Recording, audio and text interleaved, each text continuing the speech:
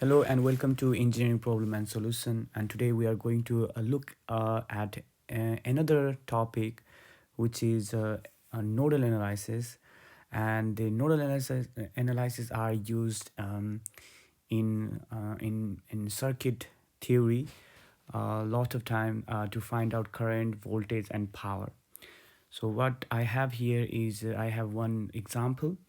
So in this example, we need to find the current and voltage in each resistance of the circuit using nodal analysis. So the circuit, you can see the circuit has two voltage source. You have 20 volt on left hand side and 10 volt on right hand side, and there is a three resistance, which is 3 ohm, 1 ohm, and 2 ohm. So we need to find the voltage and current through each resistance in the circuit using nodal analysis. Now to make things easy, I will go with step by step. There is just 3 steps to follow. So let's start with solution. And let's write the first step, step 1. Now first step is basically to find out the possible number of nodes. So the first thing you need to do is to find out how many nodes you can see in the circuit. Now, what is node? Okay, that what you have to understand. Node is a point in a circuit where current is divided or current is adding. So typically, if you look in this circuit, you have two node 1 here, where current is going to divide. So is current going this way, or current going this way, and current going this way. Similarly, you have another node, which is this, okay, where you can also see current goes this way, and current goes back this way, and current goes back this way. So in this circuit, particularly in this circuit, you have two node where current will divide. Now anyone who is getting confused saying, okay, this is also node, this is also node, then they are not correct, because this is not a node, because the current is not dividing here, because same current will flow in this path. So they are simply bent of the line, rather than they are not a node. So node is typically in this circuit there is two node. So that is what you need to be clear. So how many node in this circuit we have? Just two node in the circuit, not 4 node, just 2 node, right? So after understanding how many node we have in the circuit, let's go to the step 2. Now step 2 is basically is to select one as a reference node, okay, which we also called basically ground node, or we called ground node, where the voltage is basically 0. Okay, we call that as a reference node, and then assign the remaining, or assign the other node voltages, such as V1,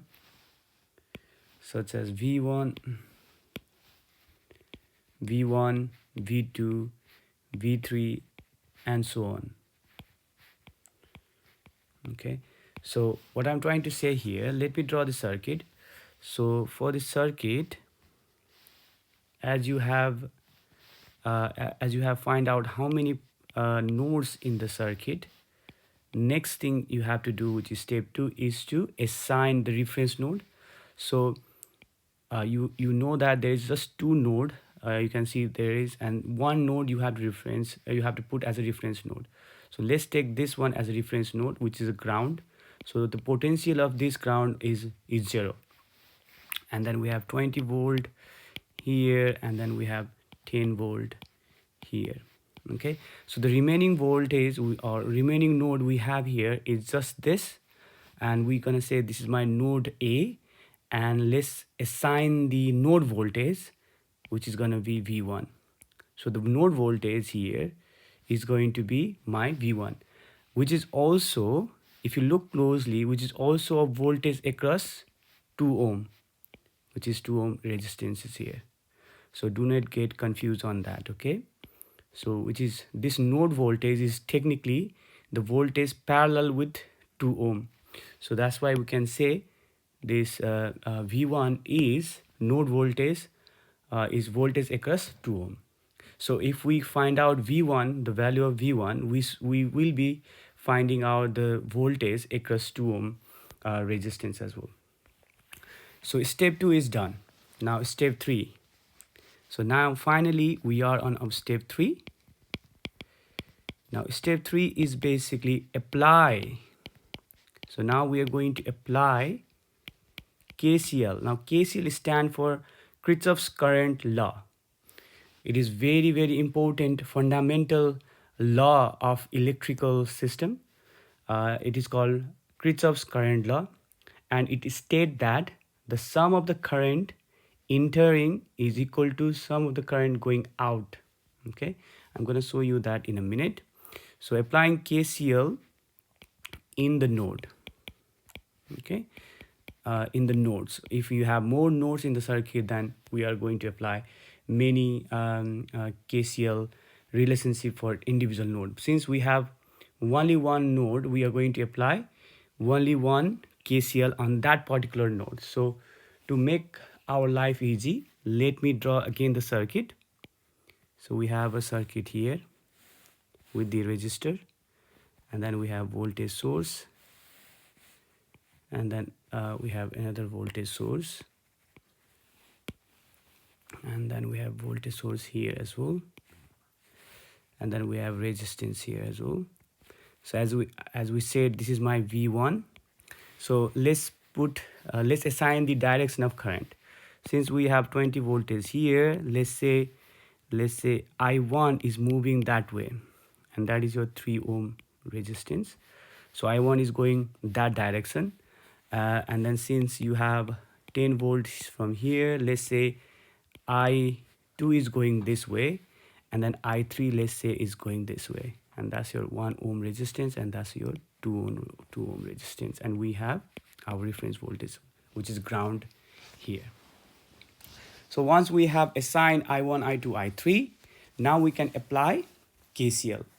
So if we apply KCL at node 1, okay, at node 1, as I said, or node A, let's say node A, this is our node A.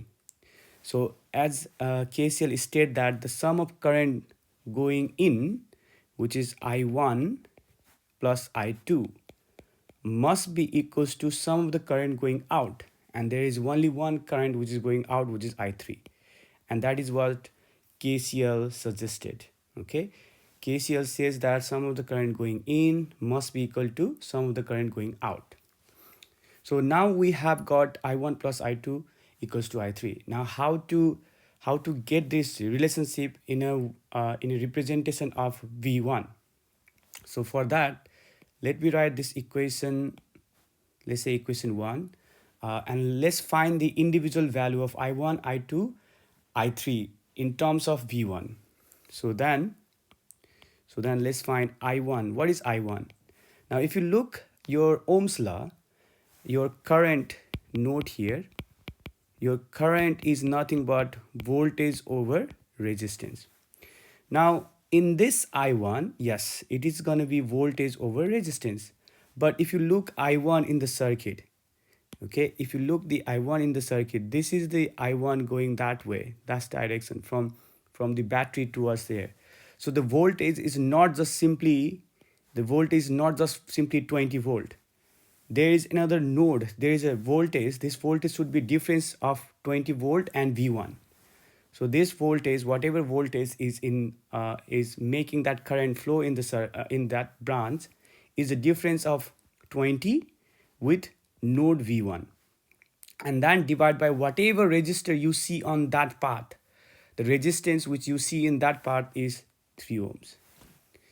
Okay, we got our I1. Similarly, let's do the I2. So I2 also follow the same structure. We have 10 volt, take away V1 because current is going towards V1. So your higher voltage is 10 and lower voltage is V1. So it's going to be 10 take away V1. Divide by what is the resistance you see there is 1 ohm. And lastly, we have I3. And lastly, we have I3. Same relationship. We have V1. You can see V1 and the higher voltage is V1 going towards 0. 0 there. So V1 minus 0 is going to be V1 divided by 2. Okay. We got that. So once we got all of this, let's substitute this value in the equation, and let's what we're gonna get then. So we have I1 as 20 minus V1 divided by 3 plus I2 as 10 minus V1 divided by 1 equals to I3, which is V1 divided by 2. So once we get this expression here, we should now simplify this, or we should solve this to find the value of V1. Now first thing what we're going to do is we are going to take the LCM of this fraction. So so denominator you can see here is 3 and 1. So if you take the LCM of 3 and 1, you are going to say 3 times 1. Okay, so always is easy to take whatever you see divide value on both fraction and then multiply them together. And then what you have to do is what is not basically here. You already have 20 minus V1. Now you should multiply whatever is not presented. So that means is divided by 3 here. So you have to multiply by 1. Same thing with this side. You have already 10 minus V1 on top. What is not here is 3. So you have to multiply whole thing by 3. Okay. And the right hand side will be as it is. Right. So let's open the bracket. So 20 times 1 is going to be 20. 1 times V1 is going to be V1. And same thing with here. 3 times 10 is going to be 30. 3 times V1 is going to be minus 3 V1. And then you have 3 times 1 is going to be 3. And then you have V1 divided by 2. Let's simplify this furthermore. We have 20 and 30 addition. We got 50 minus V1 minus 3 V1. You're going to get 4 V1 divided by 3. And then you have V1 over 2. That means this 2 can go this side and multiply, and this 3 can go this side and multiply with V1. So you're going to get 2 times 50 minus 4 V1 equals to 3 times V1. So let's simplify this furthermore. 2 times 50 you're going to get 100, and 2 times 4 V1 is going to get 8 V1 equals to 3 V1. Let's take V1 in one side and constant in other side. So constant in this side, V1 is 3 V1 plus 8 V1. So we are going to get 8 plus 3, we are going to get 11 V1 equals to 100. So that means V1 equals to 100 divided by 11. Now if you use in a calculator, the 100 divided by 11, we are going to get 9.09 volts. So this is the value of node voltage. Okay, if you use a calculator, you can see that. So let's write this. What is this? So this is, or we can say which is the node voltage at A in the circuit. Okay, or which is also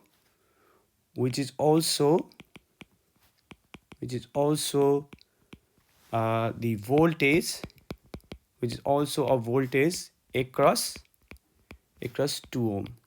Okay, don't forget that. So once we have calculated the node voltage, then what we can do? Now we can calculate the individual current now. So let's do that now. Let's calculate the individual current. So the current through 2 ohm resistance is going to be, so if you look your circuit, the current through 2 ohm resistor is nothing but I1, and we have already basically defined what is I1. I1 is nothing but 20 minus V1 divided by 3. So we already know what is I1. So this is I1, and we know is 20 minus V1 divided by 3. And we have just find the value of V1. The value of V1 is 9.09. So 20 minus 9.09 divided by 3. If we use this in a calculator, we are going to get the current of magnitude 3.63 ampere. And what is the direction? Since this is a positive, that means whatever direction we have supposed is correct. So that's the direction was this way. So that's the current which we have calculated for the going through 2 ohm resistance. Similarly, current through let's do current through, oh sorry, it's not current through 2 ohm resistor, it's current through 3 ohm resistor. Okay, and then we are going to calculate current through is it 3 ohm resistor I1. Let's look at the circuit. Yeah, current through 3 ohm resistor. Then current through 2 ohm resistor, let's do that. Then current through 2 ohm resistor is your I3. Okay, you can check yourself again if you look back to this equation or your circuit. Current through 2 ohm resistor is I3, and the relationship we have for I3 is this V1 divided by 2. So if we use that here, V1 divided by 2, and we have got the value of V1, which is 9.09 divided by 2. It's gonna be 4.53 ampere. And what is the direction? Is going down towards the reference voltage. Okay, now lastly we need to calculate current through 1 ohm resistance, which is nothing but I2. And again, if you look up, the relationship for I2 is 10 minus V1 divided by 1. So 10 minus V1 divided by 1. So anything dividing by 1 means it's going to be same thing, which is 10 minus V1. And we have already got the value of V1, which is 9.09. And we got our answer of this is 0.909 ampere. And direction of the current this time is going whatever we have supposed, which is this way. And that's our current I1. So once we have find the current, now lastly we need to find the voltage. And let's look at the voltage now. So the voltage across 3 ohm resistance, which is going to be basically simply I1 times R, and I1 is nothing but 3.63, which we have calculated, and the R value is 3 ohm. If you use this, we are going to get our voltage of 10.89 volt. Okay, and then again we need to calculate voltage across 2 ohm resistance. Again, same. What is our I3 times R? So I3 is 4.53 times R is 2 ohm, and we got the value of which is 9.09 voltage, which is your also V1. And then we have voltage across 1 ohm resistance. So the voltage across 1 ohm resistance is I2 times R, and the value of I2 is nothing but 0.909 times value of R is 1, and we got 0.909 volt. Okay, so once we get all the data needed, let's draw the circuit finally, the final circuit, and then represent that into everything which we have just calculated. Okay, so let's draw the circuit. We have voltage, we have another resistor there, another voltage there, and then we have the middle resistor there.